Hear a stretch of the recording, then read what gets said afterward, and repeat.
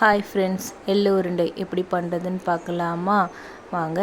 ஒரு கப் எள்ளு எடுத்திருக்கேன். அதை நல்லா 2-3 தட்டி வாஷ் பண்ணி இதை ட்ரை பண்ணி எடுத்துக்கலாம். இப்போ ட்ரை பண்ணும் போது நம்ம சைட் பை ஒரு பேனில் வேர்க்கடலை சேர்த்துருக்கேன் ஒரு கப்பு. அதை நல்லா ரோஸ்ட் பண்ணிவிட்டு ஆற விட்டு எடுத்துக்கலாம். நெக்ஸ்ட்டு நம்ம இப்போ வடிகட்டின எள்ளை இந்த பேனில் போட்டு நல்லா ஹீட் ஆகி நல்லா ட்ரை ஆகிடும்.